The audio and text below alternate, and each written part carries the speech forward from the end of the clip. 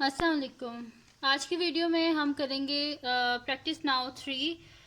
ये है जी D2 7th addition, जो न्यू एडिशन आया है उसकी ये मतलब कि प्रैक्टिस नाउ 3 है और ये पेज नंबर 9 है। ठीक है, तो ये काफ़ी सारे स्टूडेंट कह रहे थे कि practice now 3 and practice now 4 करवा दें। ये एक्सरसाइज 1A से पहले की हैं। ठीक है, तो कर लेते हैं इसको हम सॉल्व। तो हमारे पास क्या है जी, the cost C of transporting good is directly proportional to the distance covered D kilometre. ठीक है, हमारे पास क्या है कि जो हमारे पास सी है ना, वो क्या हमारे पास डायरेक्टली प्रोपोर्शनल है डी के, और the cost of transporting goods over distance of 60 kilometre is $100। यानी कि अगर वो गुड्स को ट्रांसपोर्ट करते हैं ना 60 किलोमीटर में, तो उनका कितना मतलब कि पैसे लगते हैं, $100 लगते हैं। फर्स्ट हमने क्या करना है कि इक्वेशन बनानी है जो कि कनेक्ट करे सी और डी को।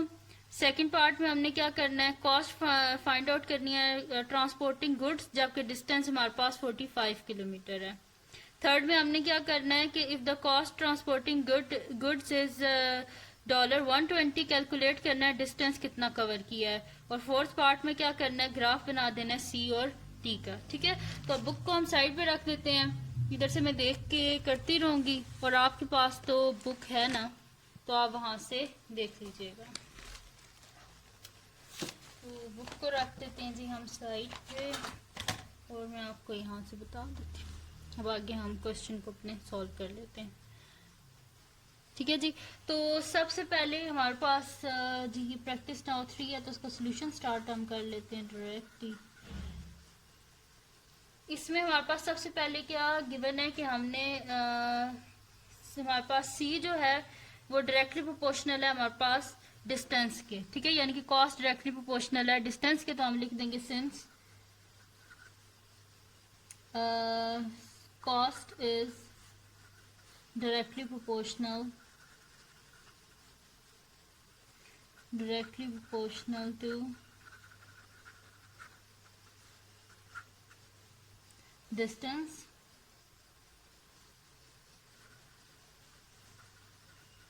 ठीक है। तो कॉस्ट किस में हमारे पास सी है और डिस्टेंस डी है, तो हम यहाँ पे लिख देंगे कि ये हमारे पास किस तरह आ जाएगा, C is directly proportional to D. Proportionality का साइन हटाने के लिए के को एज अ कांस्टेंट लिख देंगे हम, तो हमारे पास क्या आ जाएगा, C is equal to K D, और के हमारे पास कांस्टेंट है, वेयर के इज अ कांस्टेंट। ठीक है, अब हम क्या कर लेते हैं, यूज कर लेते हैं जो कि हमारे पास पहले गिवन थी वैल्यू, ये वाली जो थी 60 और 100, ये वाली। ठीक है, तो हम यहाँ पे लिख देते हैं when C is equals to cost हमारे पास $100 है, और डिस्टेंस क्या है हमारे पास 60 है। ठीक है, तो इसको इस इक्वेशन में डाल देते हैं। हमारे पास क्या, C is equals to K D, सी की जगह 100 लिख दें, के को एज इट इज रहने दें क्योंकि हमें इसकी वैल्यू नहीं पता, और डी की जगह लिख दें 60।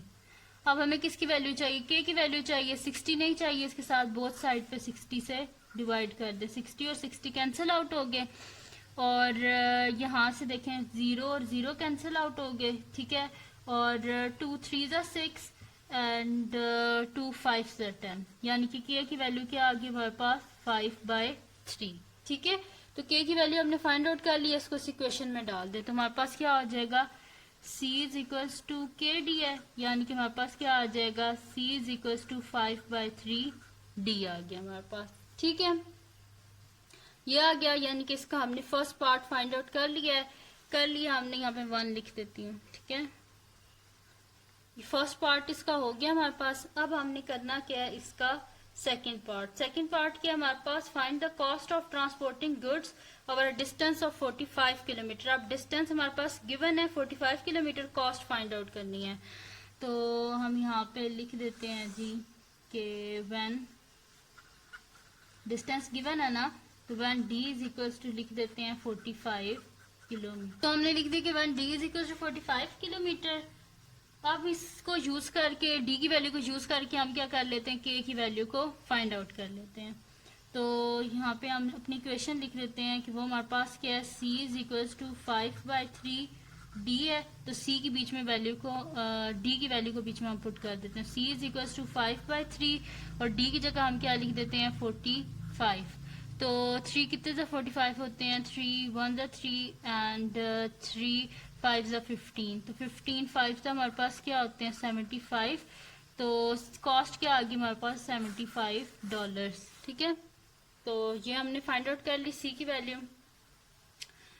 अब क्या हमने फाइंड आउट करना है, थर्ड इसका पार्ट है, if the cost of transporting goods is $120। अगर कॉस्ट हमारे पास गिवन है $120, उसका डिस्टेंस हमने फाइंड आउट करना है। तो हम यहाँ पे लिख देते हैं व्हेन, ठीक है, ये सेकंड था हमारे पास पार्ट और ये हमारे पास थर्ड है। ठीक है, व्हेन क्या ट्रांसपोर्टिंग गुड्स कॉस्ट यानी कि सी हमारे पास $120 है।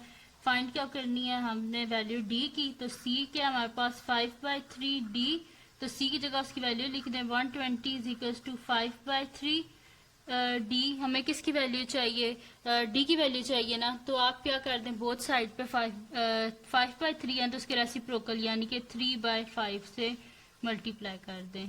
ठीक है, 5 और 5 कैंसिल आउट, 3 और 3 कैंसिल आउट और 5 हमारे पास 2 ज़ा 10 एंड 5 4 ज़ा 20 होते हैं हमारे पास। ठीक है, तो यहाँ पे हमारे पास क्या हो गया 24 आ गया और 24 को हम क्या कर लेते हैं 3 से मल्टीप्लाई कर लेते हैं, तो हमारे पास क्या आ जाएगा 24 3 ज़ा 4 3 ज़ा 12 एंड 72। ठीक है, तो हमारे पास क्या आ जाएगा डी की value 72 is equal to D.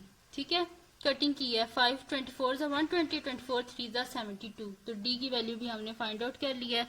तो वो हमारे पास क्या आ गया D is equal to 72 kilometre. ठीक है, ये हो गया हमारे पास पार्ट 3। अब इसका पार्ट 4 है जिसमें हमने क्या करना है कि draw the graph of C against D, graph draw करना है हमने।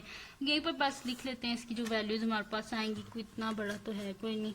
ठीक है, तो पार्ट 4 है हमारे पास के ग्राफ ड्रॉ करना है। ठीक है, तो हमारे पास लिख देते हैं कि हमारे पास क्या है कि कॉस्ट जो है वो इनवर्सली प्रोपोर्शनल है डी के, तो डी की वैल्यूज को हम चेंज करते हैं तो सी की वैल्यूज ऑटोमेटिकली हमारे पास चेंज होती जाएंगी। तो हम यहाँ पे लिख देते हैं when D is equals to 0, तो C is equals to 5/3 into 0 यानी कि सी भी क्या आ गया हमारे पास 0। ठीक है, अब कुछ भी वैल्यू लिख लेते हैं, जो है यहाँ पे कोई और वैल्यू लिखी पॉइंट्स में आ जाएगा, आपके लिए मसला बनेगा। तो क्या कर देते हैं यहाँ पे डी की वैल्यू हम लोग लिख देते हैं 3 लिख देते हैं, तो कटिंग हो जाएगी डायरेक्ट 5 आ जाएगा।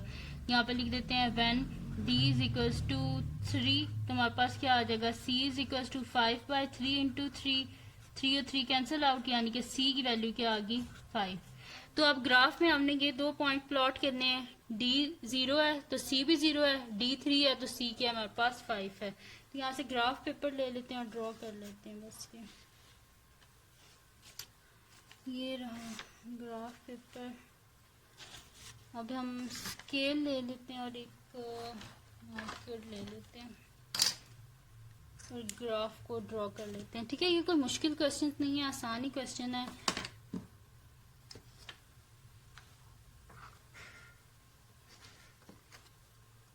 तो यहाँ पे क्योंकि हमारे पास क्या है सी, हमने ग्राफ क्या ड्रॉ करना है सी अगेंस्ट डी करना है। ठीक है, तो वर्टिकली सी को रख लेते हैं और हॉरिजॉन्टली डी को रख लेते हैं।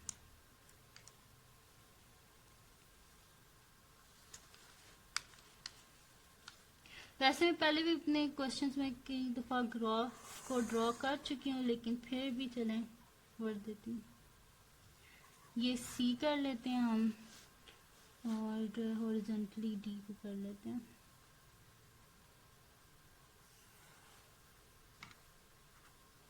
ये हो गया हमारे पास डी।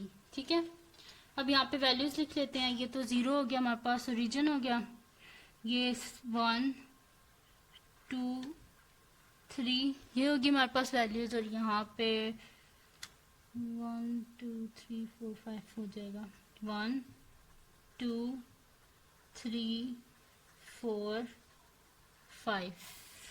ठीक है, अब ग्राफ को अपने ड्रॉ कर लेते हैं। देखें जब हमारे पास डी 0 है तो सी भी 0 है, यानी कि दोनों पॉइंट्स ओरिजिन पे आ गए।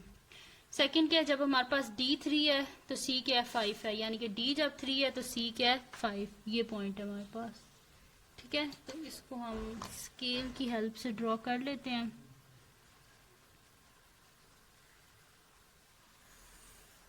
सही है जी।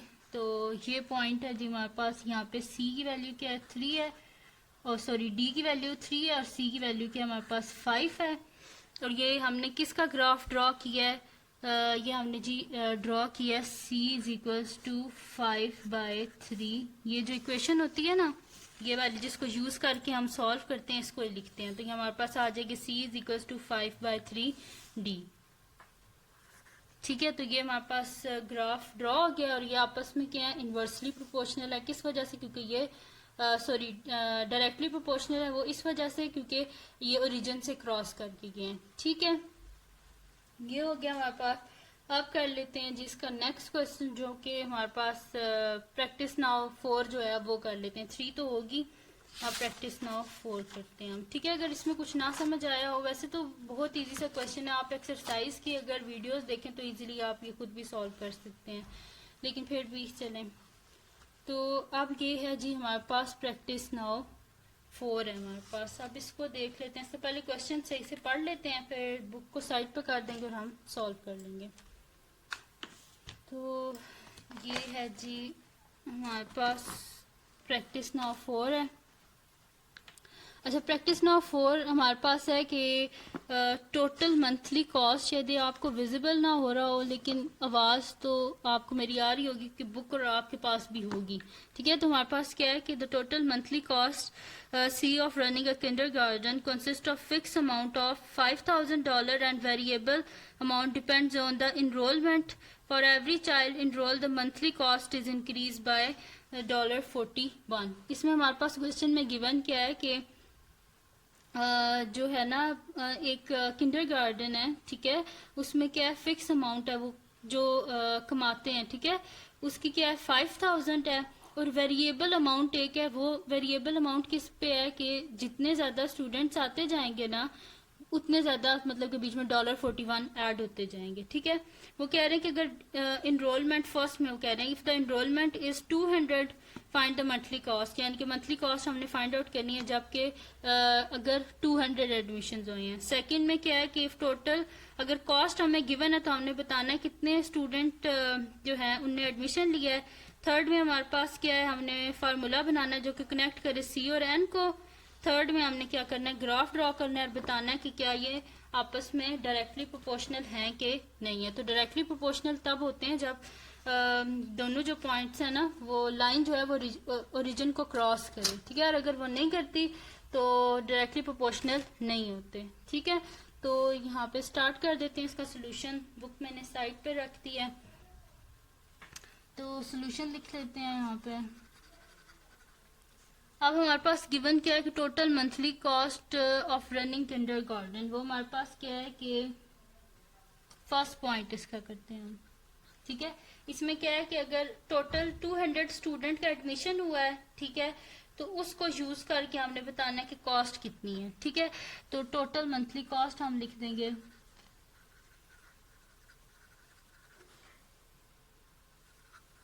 Monthly cost of running the kindergarten. ठीक है, total cost of running kindergarten हमारे पास कितनी है, डॉलर, जो हमारे पास फिक्स अमाउंट है। आप बुक में देखें ऊपर लिखा हुआ है कि द फिक्स अमाउंट 5,000 है, तो फिक्स अमाउंट लिख लेते हैं। इसमें ऐड कर देते हैं जितने एडमिशन हुए हैं। 200 एडमिशन हुए हैं और हर एडमिशन एक हमारे पास देखे ना, यहाँ पे जो गिवन है उसमें क्या लिखा हुआ है हमारे पास कि हमारे पास एक फिक्स अमाउंट है 5,000 और एक हमारे पास वेरिएबल अमाउंट है। वेरिएबल अमाउंट का क्या मतलब है कि जितने एडमिशन, यानी कि अगर एक एडमिशन हुआ है ना, तो क्या हो जाएगा कि ये $41 यहाँ पे ऐड हो जाएंगे, यानी कि क्या हो जाएगा $5,041 हो जाएंगे। तो अगर 200 एडमिशन है तो 200 को मल्टीप्लाई कर देंगे 41 से और फिर इसको बीच में ऐड कर देंगे 5,000 के। ठीक है, तो हम यहाँ पे लिख देते हैं 200 मल्टीप्लाई बाय $41। तो हमारे पास क्या हो जाएगा 5,000। कैलकुलेटर यहाँ से हम दे लेते हैं और उससे कैलकुलेट कर लेते हैं। पहले डिमास रूल आप यूज़ किया करें, सबसे पहले मल्टीप्लाई होगा तो 200 मल्टीप्लाई बाय 41, तो ये हमारे पास क्या आ गया 8200। तो यहाँ पे हम लिख देंगे $5000 प्लस 8200, ठीक है। और अब इन दोनों को हम ऐड अप कर लेते हैं, प्लस कर देते हैं इसमें 5000, तो हमारे पास क्या आ जाएगा 13200 आ रहा है, ठीक है। ये आ गया हमारे पास, यानी कि $13,200 ये आ गया हमारे पास। यानी कि फर्स्ट जो है हमारा जो पार्ट है ना वो हमने कर लिया, हमने फाइंड आउट कर लिया कि अगर 200 एडमिशन होंगे तो कितने उनकी अर्निंग होगी, वो होगी जी $13,200। अब सेकंड इसका पार्ट क्या हमारे पास, if the total monthly cost of running kindergarten is जो है वो है हमारे पास जी $20,580। कैलकुलेट करना है कितने स्टूडेंट जो हैं वो इनरोल हुए हैं, ठीक है। तो सेकंड पार्ट कर लेते हैं इसका। अब हम यहाँ पे लिख देते हैं कि वेरिएबल, सबसे पहले इसकी वेरिएबल अमाउंट, यानी कि हमारे पास जो एक्स्ट्रा एडमिशन हुए हैं ना उनको पहले फाइंड आउट कर लेते हैं, फिर उसमें फिर हम लोग देख लेंगे कि टोटल जो है ना हमारे पास नंबर ऑफ कितने मतलब के स्टूडेंट उसमें इनरोल हुए हैं, ठीक है। कॉस्ट में से ना जो हमारे पास ये जो कॉस्ट है 20,580, इसमें से फिक्स्ड को माइनस कर देते हैं। जो हमारे पास आएगा ना आंसर उसको 41 से डिवाइड कर देंगे तो हमें पता चल जाएगा कि कितने स्टूडेंट इनरोल हुए हैं, ठीक है। तो यहाँ पे सबसे पहले हम वेरिएबल अमाउंट निकाल लेते हैं। वेरिएबल अमाउंट किस तरह आएगी कि अगर हम टोटल अमाउंट में से फिक्स्ड अमाउंट को माइनस कर देंगे तो variable amount is equal to हमारे पास क्या आ जाएगी $20,580 माइनस डॉलर जो फिक्स अमाउंट है 5000, तो ये हमारे पास क्या आ जाएगा 20,580 माइनस 5000, तो ये हमारे पास आ रहा है जी 15,580। तो यहाँ पे लिख देते हैं $15,580, ठीक है। ये आ गया हमारे पास। अब हम यहाँ से इजीली फाइंड आउट कर सकते हैं कि कितने स्टूडेंट्स इनरोल हुए हैं। तो यहाँ पे हम लिख लेते हैं number of students enrolled is equals to क्या आ जाएगा हमारे पास $15,580। इसको डिवाइड कर देंगे हम 41 से, यानी कि जो एक बच्चा जो ही मतलब उसका एडमिशन होता है तो जितने ऐड अप होते हैं ना वो हमने टोटल से डिवाइड कर दिया। तो हम यहाँ पर डिवाइड कर लेते हैं 15,580 डिवाइडेड बाय 41, तो ये आ रहा है जी हमारे पास इज इक्वल्स टू 380, यानी कि कितने स्टूडेंट्स का एडमिशन हुआ है 380 का एडमिशन हुआ है, ठीक है। अब इसका थर्ड पार्ट हम कर लेते हैं, थर्ड और फोर्थ कर लेते हैं अब इसका, ठीक है। तो थर्ड पार्ट क्या है हमारे पास के write down the formula connecting C and N, ठीक है। फार्मूला हमने बनाना है जो कि कनेक्ट करे सी और एन को। तो इसको हम इजीली बना सकते हैं कि टोटल मंथली कॉस्ट किस पे हमारे पास है, variable amount plus fix amount, इन दोनों को मिला के हमारे पास टोटल कॉस्ट बनती है। तो वेरिएबल अमाउंट हमारे पास क्या है 41, मतलब कि 41 एन है ना हमारे पास, ठीक है। तो वो हम लोग फाइंड आउट कर लेते हैं, ठीक। तो यहाँ पे लिख देते हैं पार्ट 3। सबसे पहले वेरिएबल अमाउंट में आपको पहले अलग से लिख के बता देती हूँ ताकि ये ना हमें फार्मूले में डायरेक्ट लिखूँ तो आप कहें कि वेरिएबल अमाउंट कहाँ से आई। तो वेरिएबल अमाउंट हमारे पास क्या हो जाएगी जी, variable amount is equals to N multiply by $41 is equals to क्या हो जाएगी हमारे पास $41 एन, ठीक है। अब आप कह रहे हो कि मैंने एन क्यों लिखा है, एन मैंने इस वजह से लिखा है कि एन नंबर ऑफ स्टूडेंट है जो इनरोल हो रहे हैं, जितने स्टूडेंट होंगे उनको मल्टीप्लाई कर देंगे 41 से तो हमारे पास क्या आ जाएगी वेरिएबल अमाउंट आ जाएगी, ठीक है। एक स्टूडेंट तो एन की जगह 1 आ जाएगा, 2 स्टूडेंट इनरोल हुए हैं तो 2 आ जाएगा, ठीक है। तो मल्टीप्लाई करेंगे, जितने ज्यादा स्टूडेंट होंगे जो भी स्टूडेंट होंगे उनको 41 से ऐड करेंगे तो ये हमारे पास वेरिएबल अमाउंट होगी जो कि फिक्स अमाउंट में ऐड होती जाएगी, ठीक है। अब यहाँ पे हम लिख देते हैं total monthly cost. Total monthly cost क्या आ जाएगी हमारे पास के वेरिएबल अमाउंट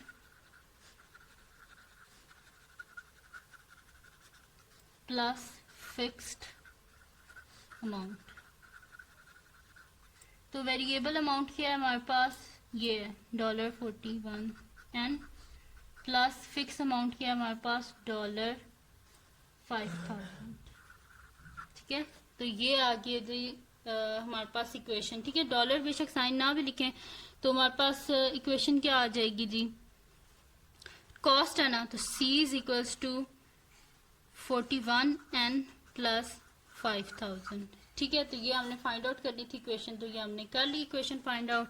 तो वो हमारे पास क्या आ गया, C is equals to 41N plus 5,000। ठीक है जी, अब इसका पार्ट 4 के हमारे पास हमने ग्राफ ड्रॉ करना है और हमने बताना है कि क्या वो डायरेक्टली प्रोपोर्शनल है कि नहीं है। अगर नहीं है तो अपना आंसर एक्सप्लेन करना है। ठीक है, तो यहाँ पे फोर्थ पार्ट लिख देते हैं हम।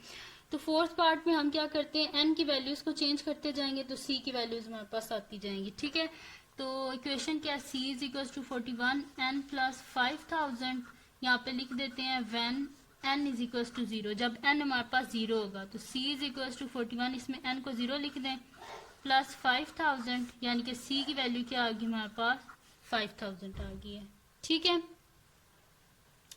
अब क्या कर लेते हैं, हम n की वैल्यू को चेंज कर लेते हैं। ठीक है, मतलब कि पहले n की वैल्यू हमने 0 रखा है ना, अब कुछ और रख लेते हैं। ठीक है, मतलब कि कोई बड़ी वैल्यू लिख लेते हैं, जैसे कि 500 लिख लेते हैं। तो यहाँ पे हम लिख लेते हैं when n is equal to 500, graph ही ड्रॉ करना है ना, तो हमारे पास क्या हो जाएगा, c is equal to 41, n की जगह लिख दें 500 प्लस 5,000। तो ये हमारे पास क्या हो जाएगा जी, 41 into 500, 41 into 500 is equal to आ रहा है जी 2,500, और इसमें प्लस कर देते हैं जी 5,000, तो हमारे पास आ रहा है जी 25,500। ठीक है, ये आ गया हमारे पास। अब हम ग्राफ पेपर ले लेते हैं और उस पर अपना ग्राफ जो है उसको ड्रॉ कर लेते हैं। ठीक है, तो ग्राफ पेपर ही, अब इसका हम ग्राफ ड्रॉ कर लेते हैं। यहाँ पे जो इसका वर्टिकली क्या ना, सी अगेंस्ट एन है ना, तो वर्टिकली सी को ले लेते हैं और हम क्या कर लेते हैं जी, हॉरिजॉन्टली हम लोग एन को ले लेते हैं।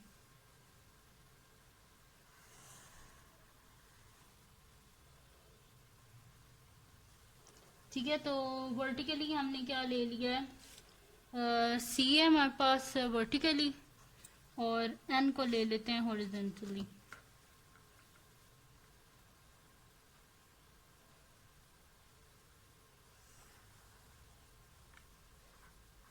ये हो गया हमारे पास एन।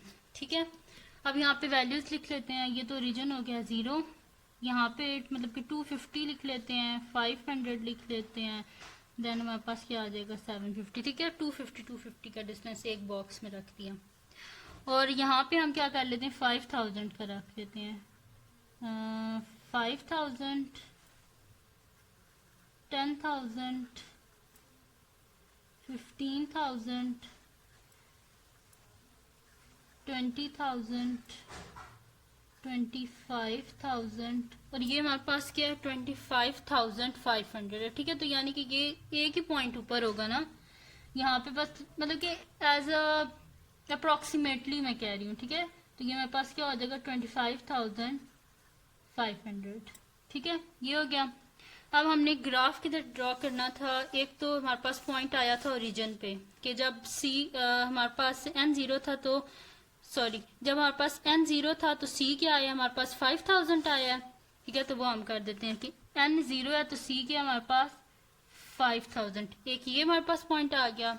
सेकंड क्या हमारे पास कि जब n 500 है तो c क्या 25,500, यानी कि अगर ये हमारे पास 500 है तो हमारे पास इसके अगेंस्ट c क्या है 25,500, ये वाला पॉइंट है। तो इनको आपस में ज्वाइन कर देते हैं हम